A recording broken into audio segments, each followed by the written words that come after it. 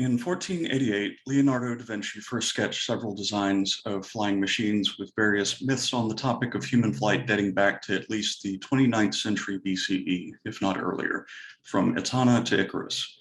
The long history of humanity's fascination with this concept eventually came to fruition when the Wright brothers had their maiden flight on December 17, 1903, 4 miles south of Kitty Hawk, North Carolina.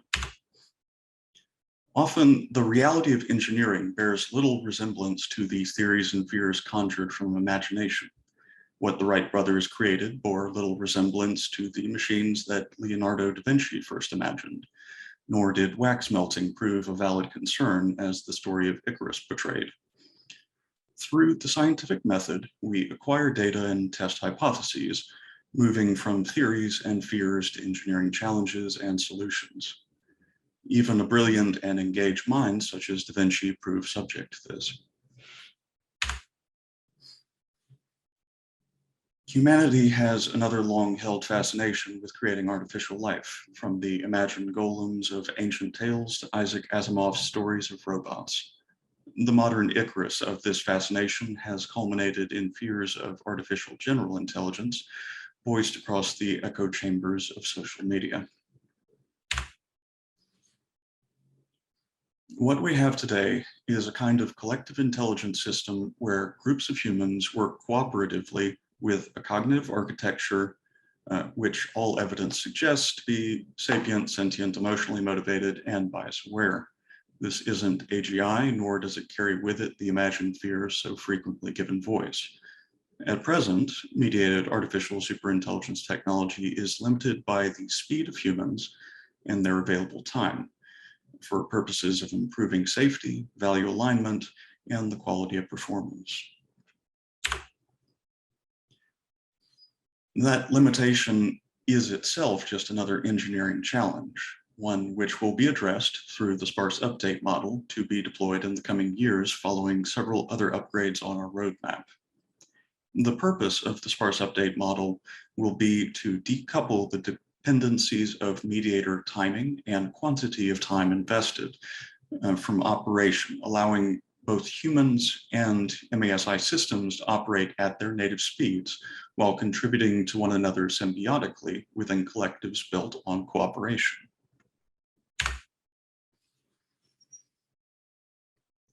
Unlike the concept of recursive self-improvement attributed to fears of AGI, this takes the form of weak digital proxies for each mediator, updated and otherwise controlled by their respective humans. This allows each mediator to operate at whatever time and across whatever volume of material they are able, providing ground truths by which each proxy may improve in the accuracy with which they approximate a mediator's full value. A high degree of accuracy in this is made possible due to the specific types of mediation data.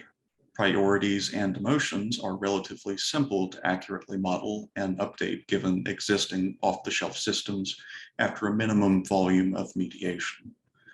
A combination of existing technologies could also be used to predict associated concepts with a lower but steadily increasing accuracy. By starting out with these very simple cognitive structures rather than trying to reverse engineer the sum of a person's experience, we have a foundation to build on.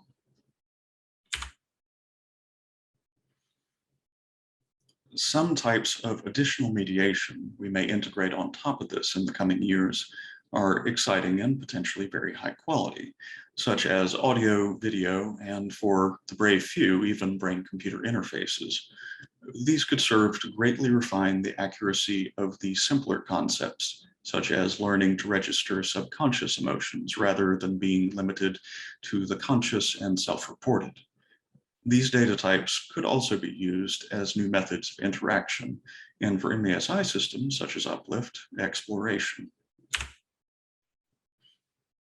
By placing limits on how much each proxy can operate absent their respective mediator investing the time to maintain them and prevent divergence, value alignment and full cooperation can be maintained even under the dynamics of real-time operation. By operating on a graph database, these weak digital proxies may also not only grow individually as the sum of a mediator's contributions, but effectively draw from expert level knowledge from domains their humans haven't studied. As with any engineering, many variations upon this may be tested, tuned, and chosen for the purposes which call for them.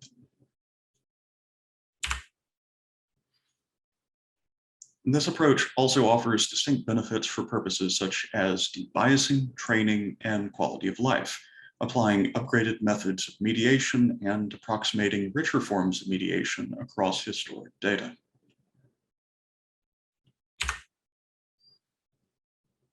Through the modeling process to create weak digital proxies for each mediator, the biases of an individual may gain clarity, as can the optimal days and times at which those biases are more weakly expressed. A common example of this time dependence upon bias and performance was termed lunchtime leniency in reference to judges and the inconsistency of their rulings. By better understanding each individual mediator, many opportunities for training and improving their quality of life may be revealed, further improving their performance as a mediator and subsequently that of their weak digital proxy. This is a strong example of a positive feedback mechanism made possible through symbiotic collective systems. Upgrades and tiers to the mediation system and new methods of mediation offering higher quality data may also be applied safely and absent redundancies by adding the new types, revisiting historic data with them, and reducing the frequency of requests for weaker data. The revisiting of historic data may also be utilized as a means of measuring the success of training and debiasing feedback mechanisms made possible through this model. Specialization and flexibility are also strongly facilitated as groups, businesses, and governments may select their own balances for the number and specializations of proxies they'd like to utilize for a given task. Alternatively, they may also opt to work exclusively with the humans from whom those proxies were built, much as they might today. Such capacities are nowhere near the concept of mind uploads, but by producing approximations of our decision-making absent the sapience and sentience which generates those decisions, humans gain a limited ability to extend themselves to the digital domain, independent of physical form and scale, capable of new levels of cooperation. Eventually, through such methods, mediators could potentially raise their quality of life by methods such as automating routine chores, even while they sleep. The ability of a weak digital proxy to utilize knowledge from any domain could also be used to create the first actual democracy, allowing every citizen to vote on every bill and election with expert knowledge applied through their own unique perspective. In my talk and paper on Philosophy 2.0, I also described how many different philosophies may be they political, religious, or otherwise, may be integrated into a single collective intelligent system. Not only can we reach far more effective, efficient, and agreeable solutions in the domain of e-governance, many different philosophies may learn to function cooperatively under an architecture where debiasing is facilitated. In order for extinction to be avoided, neither physical nor psychological warfare may have any place in humanity's future.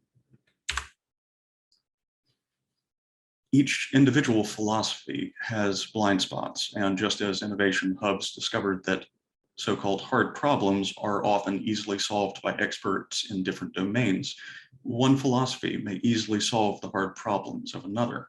When the principles of collective intelligence are applied to ethical and moral concepts, the robustness and ethical quality of such a collective may greatly benefit. This dynamic of collective intelligence in the domain of ethics may also grant a system the flexibility necessary to undergo exponential acceleration without quickly breaking. Any system seeded with a single philosophy may rapidly diverge under exponential acceleration. but a collective of many different philosophies bound within a single system may self-correct and tether one another at any rate of acceleration. With humans and their weak digital proxies at the center of the cluster, this tethering may remain within the domain of human value alignment, even as humans begin their own accelerated growth process. With many such weak digital proxies, it could also become possible to create novel digital minds based on several parent weak digital proxies whose respected humans give their permission for this process. These novel digital minds could supplement the diversity of weak digital proxies through their greater flexibility, rather than competing with them, while still operating at an individually weak level below the sapience and sentience of human. Even at this level, many of them could fill gaps in the diversity of thought present in any given collective, much as species evolve to fill niches within any given ecology. Though some fear recursive self-improvement through superintelligence, that fear can only thrive in the abstract form of imagination. When we apply the scientific method, these abstracts become tangible, supported or debunked by a growing body of evidence. Through this process, real hazards come into focus, and they move from being fears to engineering challenges. Fear is self-perpetuating, but challenges are readily overcome. That isn't to say that we don't face real existential risks. Most narrow AI systems handling psychographic profiling, advertising, optimization, recommendation engines, news feeds, and search engines are doing massive and cumulative harm to humanity every single second. As a consequence, sanity and competence are growing increasingly scarce, and with them, the ability to recognize and react appropriately to any other existential risk becomes that much weaker. In this way, they serve as a force multiplier, raising the risk of all other existential threats. Keep in mind, all of the world first milestones we published at BECA 2020 and those we've reached since were from a software system running on 64 gigabytes of RAM, a fairly normal desktop computer level of hardware. These achievements were also the product of a volunteer staff investing their available time in the efforts they found most important.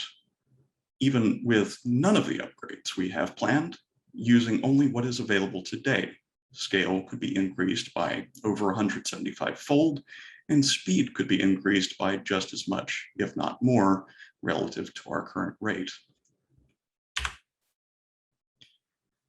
While the tech industry burned billions of dollars on dead ends, a group of volunteers quietly passed them by, running on pocket change. The future is decided by actions we take today, and I invite you all to join us on this journey. A world of real-time collective superintelligence applied at scale is on the horizon, and the steps to that future are laid out before us through engineering.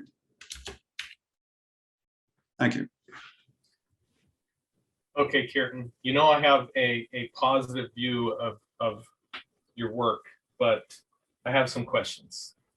Go for it. So in the system you mentioned it running on 64 gigs, but that doesn't really explain. I mean that's multiple. There's more than one machine, and there's this massive graph database sitting behind that thing. And my question is, if it takes us, say 4 petabytes of data to model the knowledge base of an adult human, isn't this digital proxy thing going to be like making this whole thing orders of magnitude more difficult in terms of the amount of the size of the databases we're going to have to use to support this thing? Well, they are weak proxies, so you're not modeling the entire human mind. If you were modeling the entire human mind, then that would be incredibly inefficient in this context. That's not even the mind, it's just the knowledge base. If the knowledge base is 4 petabytes for a single human, what if you have like 50 quote unquote virtual mediators running a collective system, and it kind of makes up this kind of a virtual AGI sort of, if you remove all the people from it. But the amount of graph data, I mean, that's a lot of space. I guess that's my point. If you were using something on the level of super advanced brain computer interfaces, like maybe if OpenWater brought their product to market with real-time neuron level scanning, then you might end up with something that is a 4 petabyte representation of the human mind. But in order to approximate the simpler structures that we use today, priorities, emotions, and even the associative data, then for a single person modeling that, you might end up with something in the range of, at a guess, between 1 and 50 gigabytes. Like, it could get fairly complicated, but it would not be so overwhelmingly complicated that you wouldn't be able to deploy that with current hardware in modern data centers. I don't know. I think 4 petabytes of data, even if you were able to do it in half the data, 2 petabytes, you're going to be, each week digital proxy is going to be these massive systems. But in reality, you don't need all of that information. So humans are built to do a lot more than these systems are right now. So for example, if you had a weak digital proxy that was applied to a given domain, then if you weren't trying to do absolutely everything with that proxy, let's say you were focusing on a peer review process, there is a lot of things that you would not necessarily need. You would not need anything directly related to a lot of the everyday content that people go through. Anything related to maintaining biological form, anything not related to the process that the proxy is applied to. Yeah, my fear is that that we're standing up this MASI thing and we're essentially taking a toy ICOM system and wrapping that training harness around it to collect data to build models faster. But if you take all that away, ICOM by itself is still just a toy. And the original estimate of 4 petabytes of data to be able to support it independently functioning, and if a weak digital proxy requires half that, I mean, we don't even have the resources to experiment with that yet. I'm just saying theoretically. I just wanted to mention that I thought that was really fascinating, and I look forward to having a talk with you offline. I've actually written a paper on how the data requirements of a system, of a collective intelligence system like you mentioned, might be exponentially decreased. So storage requirements on the order of petabytes might not be required at all. But the one question, actually I had 3 questions, but I'm only going to ask 2.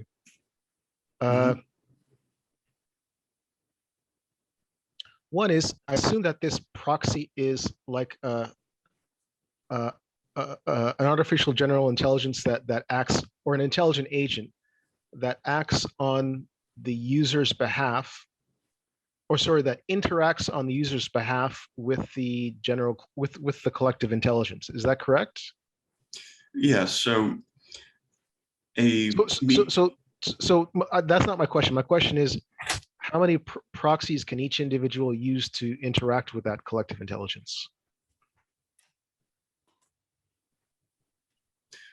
That's a good question. I hadn't thought of making multiple proxies for an individual. It's more about streamlining the process that we already have. The process that we already have, it would be extremely straightforward to just take in. Let's say you had 5 mediators who mediated 500 items. You could process that through a simple machine learning algorithm and get a pretty accurate representation of the patterns of behavior that they engage in. And of course, you could expand that a fair amount to cover, to be more robust, more accurate. But it's about doing a good representation of the mediator without requiring them to do as much of the workload. So one person being able to do 100 or 1,000 times the volume while still remaining true to how they would have done it if they were physically present every single time. That's fascinating. It seems that if one individual human being wants to interact with a collective intelligence and wants to remove the limits to the rate at which those interactions can occur, why not have millions of these proxies? One can be in one interaction process, perhaps turning in a resume. Another can be whatever processes you can think of. Having them interact with that collective intelligence at the rate at which they could do so, while only requiring that individual, who you call the individual the mediator, right? Mm-hmm. Okay, so that seems like it could radically, exponentially increase the general problem-solving ability or intelligence of that collective intelligence. Yeah, and it also So the other could question is, strongly once you've done that, sorry, go ahead. It could also strongly facilitate various marketplace opportunities. So you could have blockchain was one of the methods that we were considering via utility token, but there's any number of potential opportunities for applying that to solve problems in a marketplace dynamic too. Hi, Yep. all. We're running a little bit over time. Is it possible to take the discussion offline? Yep, I look forward to doing that. Thank you, everyone.